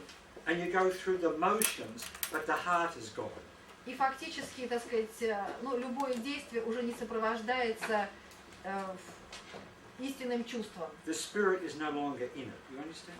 То есть одухотворенности, духа во всем, что вы делаете, сердца уже нет. And we don't do enough work on young doctors who have patients who die. Мы мало работаем с молодыми врачами, у которых происходят такие случаи смерти больных. It's a terrible thing when you're, say, a medical student. Конечно, это ужасно, когда ты имеешь дело со студентом-медиком. There's a patient you really care about and you're working very hard. Представляете, кажется, у вас пациент, вы о нем заботитесь, вы по-настоящему трудитесь, And the patient dies. а он умирает. And you are going to the post-mortem. Потом идешь на вскрытие.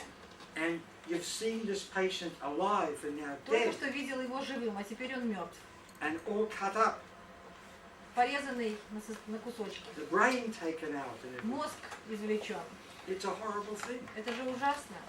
And that's why so many doctors, so many medical students can only go out with nurses because only they have the same experience. So they can be They nurses. sympathise. Yeah, they can, So they can become only nurses, not doctors, the medical students, or what? no, they can only have sex with, have a friend with. Relationship. Relationship, yeah, thank you. Can you- Anyway, I didn't get the meaning of the whole sentence.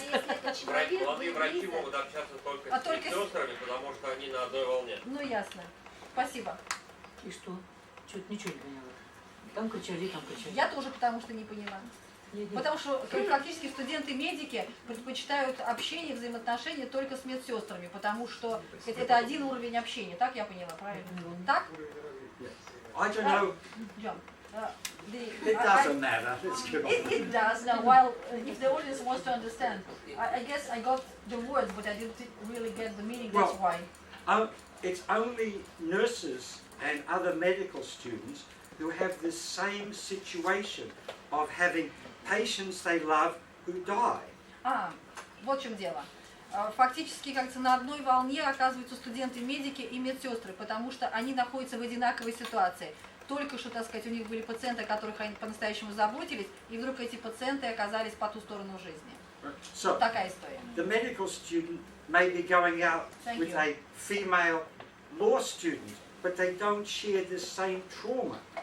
То есть, кажется, и встречаться студенты-медики, ну, они могут, так сказать, там заводить себе подружек, скажем, на юридическом факультете, но они, так сказать, ну, не разделяют вот этих проблем с ними.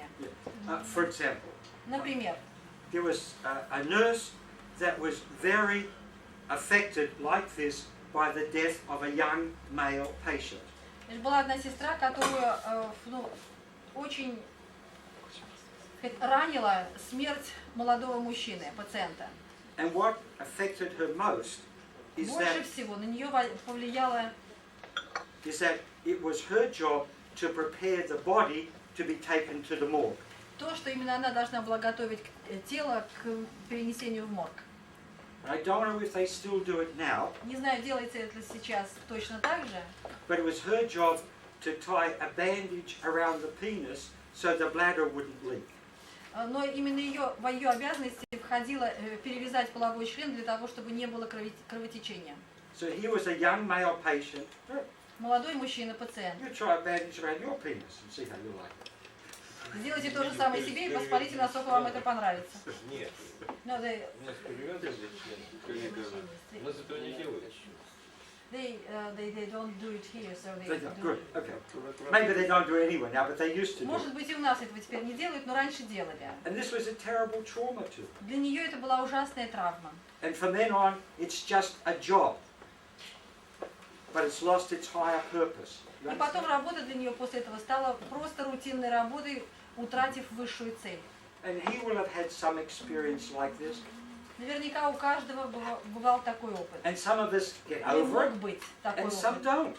Кто-то из этого опыта выходит благополучно, а кто-то оказывается не в состоянии из него выйти. But the doctors that you know and I know, Но те врачи, которых знаете вы, которых знаю я, who are doing it for the money, часть из них делает это только за деньги. didn't start off that way. И не у всех ситуация началась именно так, как мы об этом говорим. But they get traumatized specifically with this. Хотя часто возникает травматическая ситуация именно таким образом. So now it just becomes a way of buying another car, another boat, but it loses its higher spiritual И purpose. начинается работа ради того, чтобы купить еще одну лодку, еще одну машину, но работа теряет высший смысл. And it's very hard to talk to those doctors Говорить с такими врачами очень сложно, because it's a different wavelength. потому что это иная длина волны. It's the same thing. I've been very blessed over the years to work with some very enlightened dentists. Это мне очень повезло в жизни, потому что у меня была возможность работать по-настоящему с просветленными стоматологами. For example, Joseph de Cruz, who Допустим, designed Джозеф this де Круз, appliance, который создал приспособление, о котором мы говорили, we'll be talking about, и будем говорить еще. and at times many Kandel. Sometimes. So now here we are. Line 5. Пятая точка меридиана легкого.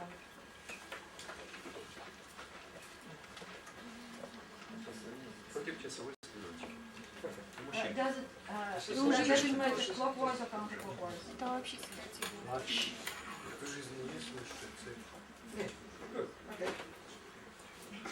Right. Preferably clockwise for women, anti-clockwise for men. По часовой стрелке работает с женщиной, против часовой стрелки с мужчинами.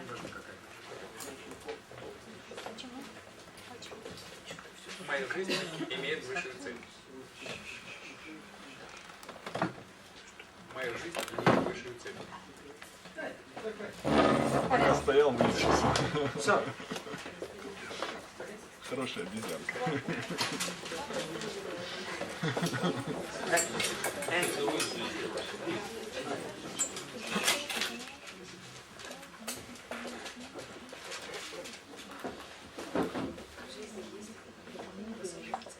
Неправильно, ты Высшая, вообще слышишь. высшая. Фраза неправильная.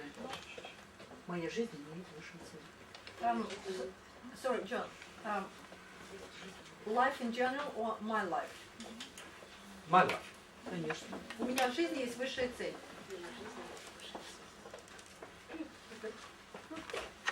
now you see, the more we talk about this, Видите, чем больше мы об этом говорим, the more we're helping the person to correct it anyway. тем в большей степени так или иначе мы помогаем Because the человеку. unconscious is working. Потому что работает подсознание.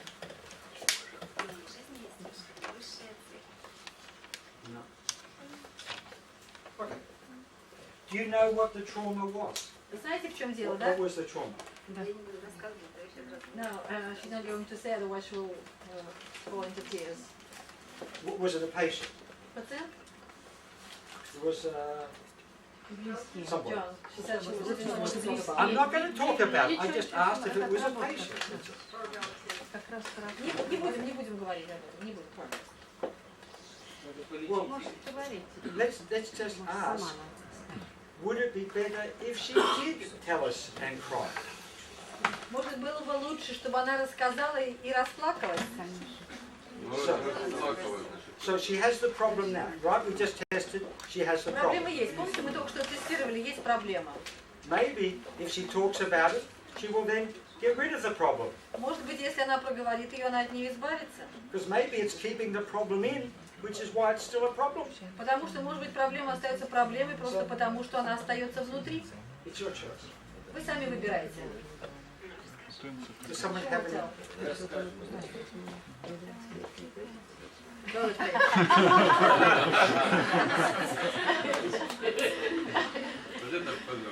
We'll all ends up in the river. It ends up in the river anyway, what the heck. So why Расскажите, если хотите.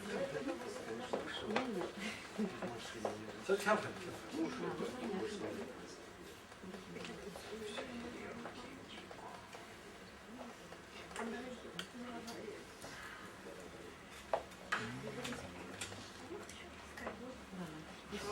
К сожалению, произошла авария, и муж погиб рядом с Леной, она была не в состоянии ему помочь. Вернись и расскажи. Я буду легче так. Потом будет уже. Habla español. Давай, говори. There was an accident and her husband died next to her and she was not able to help him. Yes, yes. I've had the same thing with a chiropractor, a good friend of mine, У меня был такой же случай с хиропрактом, моим хорошим другом. who was 14 years old, 14 years old. Ему было 14, and his sister, who was 16, dropped dead in front of him. и его сестра, 16-летняя сестра, замертво упала перед ним. And the doctor was there, the father was a doctor, Рядом был врач, отец, and could do nothing. и он ничего не мог сделать. And 20 years later, this man still had the problem. Прошло 20 лет, он так и не избавился от этой проблемы. So let's see now if she tests any different. А давайте посмотрим теперь, будет ли тестирование иным. In which case, you have done the best thing, you will have treated yourself. Вы сделали для себя самое лучшее, вы лечите себя сами. Okay? So let's see. Будем надеяться. Life has a heart.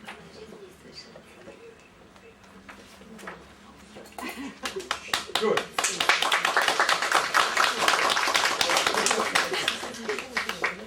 Good.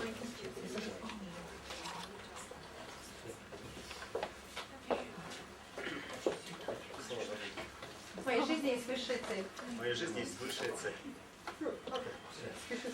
Now. Oh no. It's all neurology. Поставь неврологию. У меня в жизни есть высшая цель. Hey, that's it. Что ты Now, сомневался? go back to last year. Last year? Yeah, last year. Вернемся в прошлый год. What should we be testing this lady for, and what remedies should we be giving her? По поводу чего мы должны были Лену тестировать и какое лекарство должны были бы ей дать?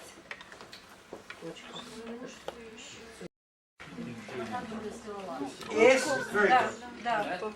Фраза «мой муж все еще жив». Yes, that's right. Yes, very good. Вспомнили? Да, красный корень. Very good. Выходите, Лена.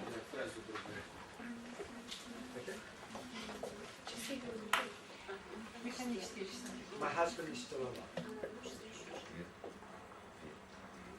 Aha. Right. So, Поняли?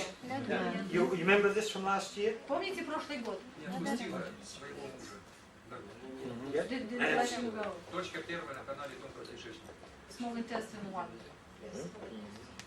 And the herb? Трава? Красный корень. Exactly. Who said that? Кто сказал красный корень? Right. Отличница.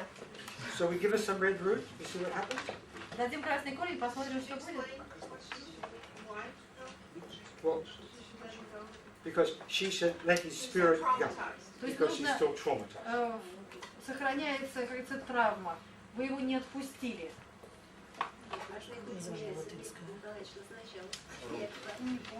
She was taking When? Когда? 3 years ago. Oh, 3 years ago. А? But you need some more now. Ну вам сейчас надо еще.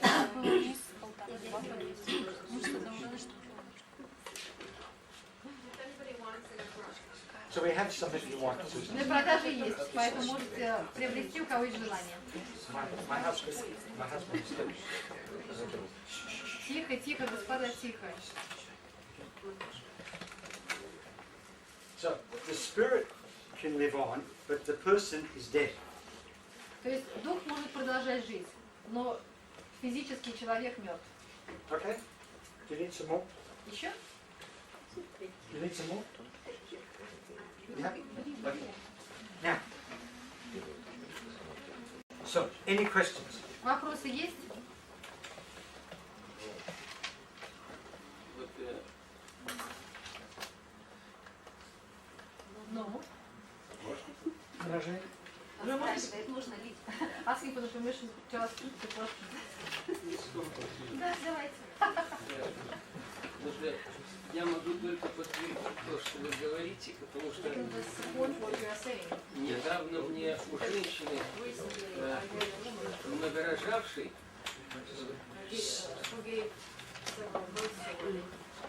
пришлось освободить ее от духа первого ребенка ее, который она абортировала. И у нее многие болезни были связаны с этим, а потом все стало, так сказать, эволюционировать, улучшаться. Зарожденная сущность. And every dead baby can have this problem. Very common. То есть каждый мертвый ребенок может создавать именно такую проблему. Miscarriage or whatever it may И be. вынашивание, или все что угодно. So, I always take an obstetric history. Very important. Я всегда... Obstetric history. Я всегда собираю, так сказать, акушерский анамнез. It's very important. Потому что это очень важно. No matter abortion, miscarriage, stillbirth, it's very, very important. И роды, аборты, и невынашивание, все это. Это было особое наблюдение, где это было все собрано, но было не замечено. Everything was in the history, but it was somehow missed. Yeah, yeah. Yes. Это трудно было диагностировать. Any other questions? Yeah. Да. Может ли это быть связано, допустим, если не то, чтобы были смерти в семье, ну, то есть, когда мы были маленькие, да, а просто вот портрет спокойных дедушек висел на стене, об этом рассказывались легенды. То есть мы не видели, как они умерли.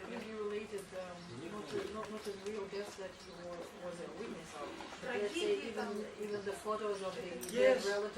Yes. It Да, could be конечно. anything. Это может быть все что угодно. This is one of, you can sit, Садитесь, пожалуйста, я расскажу. This is one of the problems I have at the moment. Вот одна из проблем, с которыми я сталкиваюсь сейчас. With the photographs we see so much on television and in the newspapers. Проблемы, вызываемые теми фотографиями, которые мы часто видим в газетах и по телевидению. Of dead bodies and so forth. Фотографии мертвых тел и так далее. And whether this helps us to have aspiration or the opposite. Помогает ли это одухотворенности или наоборот губит ее? I was Поддерживает ли это одухотворенность? just the other day to the head of a very big organization Я говорил с главой очень большой организации, that is involved with this work. которая как раз и занимается этой работой. And I said, are you making people better or worse by showing all these pictures? Я спросила его, вы делаете людей лучше или хуже, демонстрируя все эти картинки? Have you heard of Yehudi Menuhin? Yehudi Menuhin. He was America's Американский ойстрах, как имя? Минухин. Минухин. Menuhin. Yes? Слышали имя? Минухин. Very famous violinist. Очень знаменитый скрипач. And I knew his sister who used to accompany him at the piano, Я знала его сестру, которая ассистировала ему на рояле. who died of cancer. She died.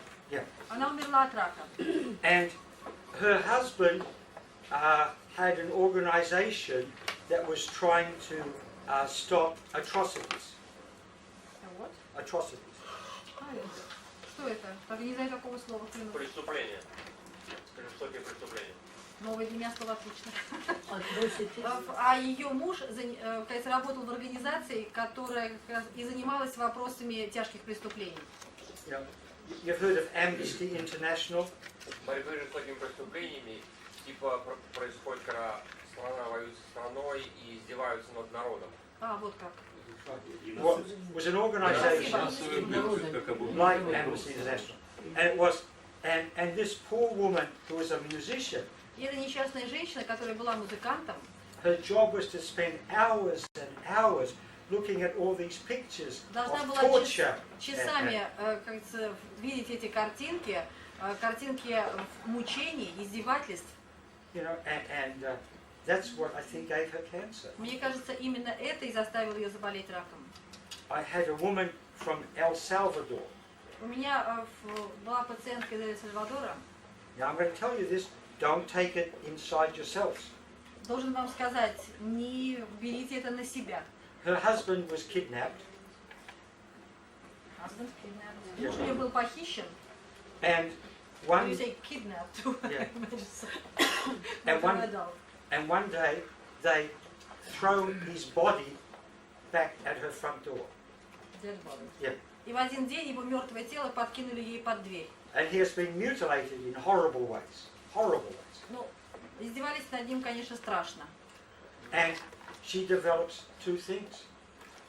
И вот что с ней случилось. One is she can't talk. Во-первых, она потеряла способность говорить. Because she can't scream. Mustn't scream. Потому что она не должна была, так сказать, кричать. Because she's a lady. Потому что она, ну, так сказать, она женщина, она должна была соблюдать внешние приличия, так, наверное. But she loses all of her aspiration. И абсолютно утратила всякую одухотворенность. And all she wants to do is to escape into death. Единственное, что ей, кажется, осталось, чего она хотела, это избежать самой жизни посредством смерти. To be with him. Для того, чтобы быть с ним вместе. And she gets cancer. Конечно, заболела раком. And she's talking to me about the husband's body. Она говорит со мной о теле мужа. And she's talking to me about the mother who was a crazy alcoholic. Говорит о матери, которая была страшной алкоголичкой. And about her father who blew his brains out in front of her. И говорит об отце, который буквально, так сказать, выпустил все мозги наружу перед ней. And what is she doing the whole time she is telling me? И что она делает на протяжении всего этого рассказа? Smiling. Smiling. Who said that? Кто сказал Smiling. улыбается? She's smiling the whole Она time. действительно улыбается, постоянно улыбается. Smiling the whole time. Very, very difficult. Очень сложно. Okay. Any other questions? Вопрос мести. Месть с этим как-то связана? Когда человек мстить хочет. If you watch now, you know, taking revenge over somebody, that are these problems interrelated? Духотворенность и месть. You do something to me and then I No. No, it's not related. То есть потеря одухотворенности это не значит, что как бы человек может привести это к мести. Да? No, it's not. No. Нет. Yes, but Ну no. да и нет. Yes, but no. Да и нет. Я лечил одну пациентку, девочку, ей лет, наверное, 13 было. Вот. У нее были проблемы вот с тем, что рассказывал уважаемый доктор Д Даймонд. Значит, у нее, у дедушки с бабушкой были проблемы там вот именно смерти, то есть неотпущения. Но она их никогда не видела вообще. А мама ей об этом не рассказывала. Сколько я не пытался выяснить, но я интуитивно почувствовал, что проблема там существует. Ну, перед этим у девочки были очень большие проблемы со структурой, с позвоночником. У нее таз повело, там все, она скручена. И вот после того, как я убрал вот эту проблему, девочка стала абсолютно ровной. Родители просто в обморок упали. The patients almost fainted. Как ты вывела этих родителей в обморок? Any other questions? Еще вопросы есть? Нет. Да, Татьяна? Однажды слушала лекцию оксфордского онколога, и мы разбирали тактику ведения больных в терминальной стадии рака. Yes. И он сказал такую фразу: главная задача врача – достойно довести этого больного до смерти. I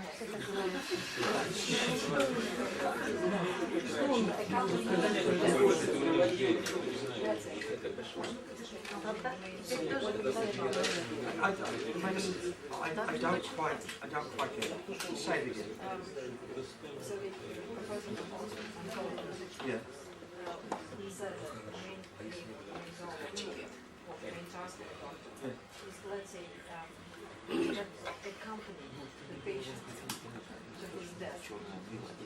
I don't see what's wrong with that. Ну и As что? far as it goes. Ну и что с этим не так? То есть Это не чувствую, так сказать, проблемы с этим. То есть звучит несколько двойственное отношение к этому, не только у меня, допустим, у многих. То есть мы понимаем, что мы его не спасем, и в то же время...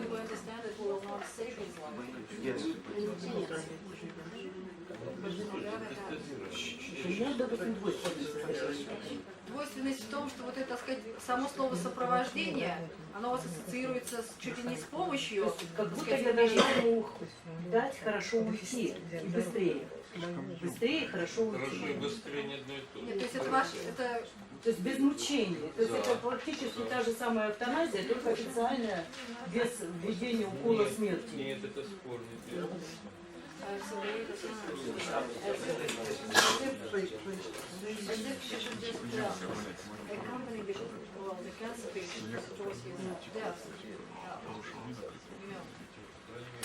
Maximally decreasing his suffering or making him suffer less.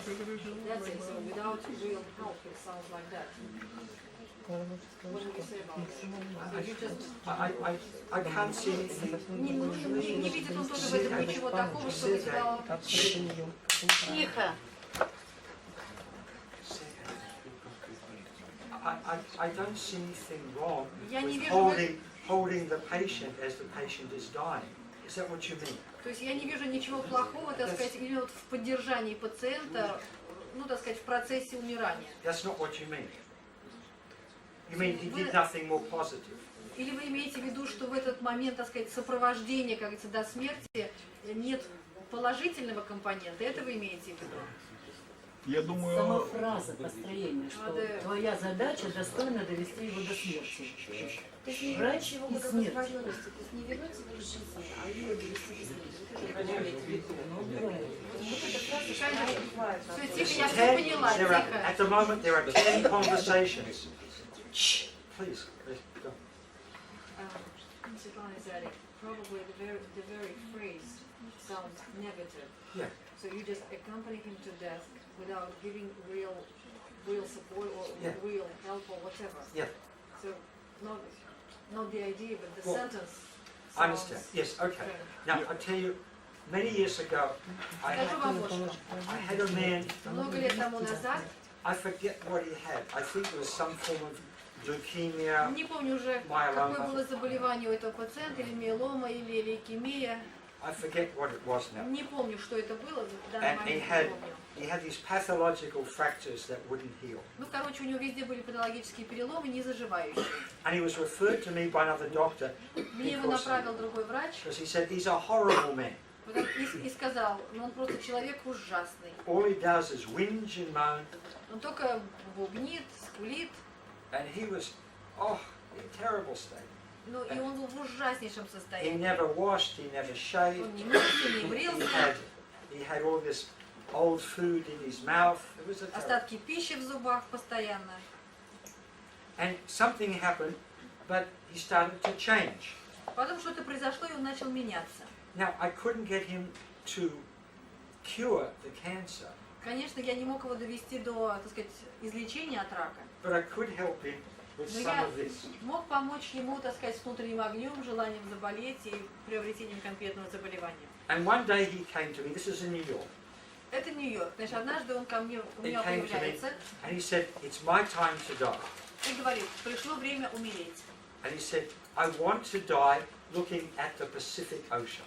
Я хочу умереть, глядя на Тихий океан. He said, I booked into a hospital in California, Значит, ну, я как-то оплатил a hospital. хоспиталь. Доктор хоспиталь. Yeah, То есть купил себе место booked a room in a hospital. в клинике в Калифорнии. And he said, I just say goodbye, I'm going now. Thank you. Я I'm going. зашел вас поблагодарить, попрощаться с вами, я уезжаю. So he calls me a couple of days later. Позвонил мне спустя пару дней, I'm in the hospital. сказал, что он в больнице.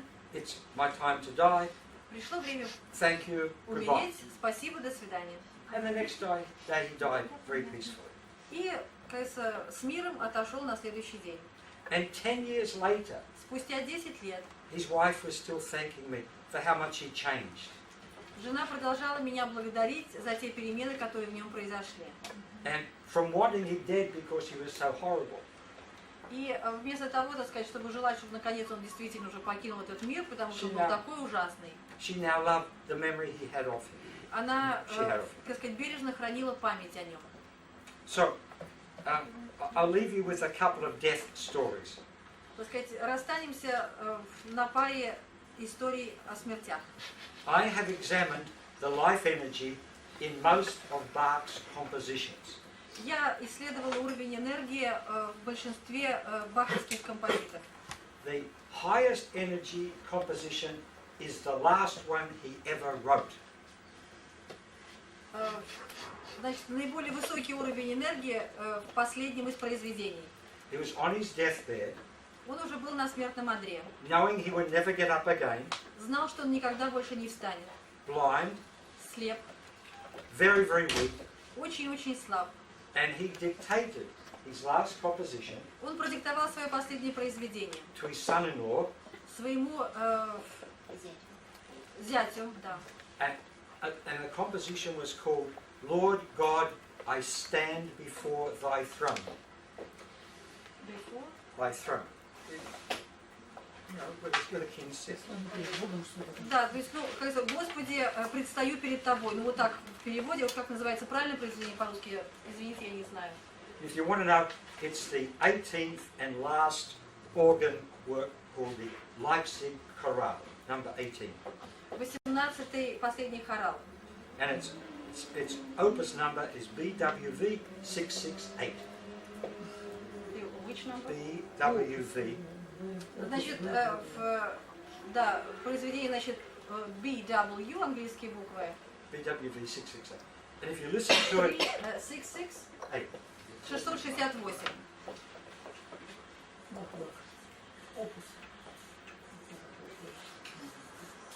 Это биткоин, да, или кто? Бетховен. Биткоин, да, не Бах. Бах. Это Бетховен, а Бах. Нет, Бах. Бах, говорит, что Бах. so if you want to listen to it, it's the 18th Leipzig Chorale. And it's much higher energy than anything else he ever Если wrote. хотите послушать произведение, значит, 18-й хорал – это произведение самого высокого уровня энергии, чем все, что было написано до этого. So, at the end, he was dying higher than he lived. То есть он умирал на более высоком, так сказать, уровне, чем жил. Have you heard of Swedenborg? Слышали о Сведенборге? Yes? Здесь. Swedenborg? Да, да, да. Слышали? He was a spiritual mystic. Шведский мистик, да. Шведский мистик Да, шведский мистик. 19 века, начало. Yeah, 19 18 века. 19, или 18. Ну, не спорьте, ладно, 18-19. And he was in London, Он был в Лондоне, staying at a guest house.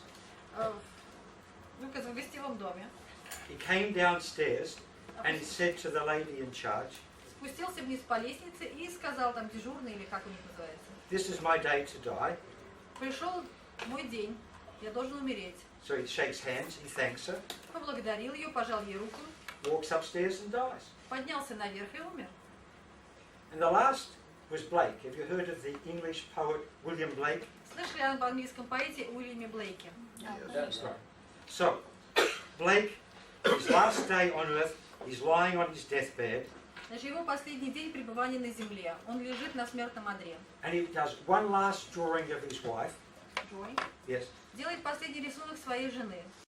And then he says, "It's my time," Говорит, пришел мой час. and he starts to sing hymns to God. И начинает петь гимны Господу. And he dies singing. Умирает с песней. You see?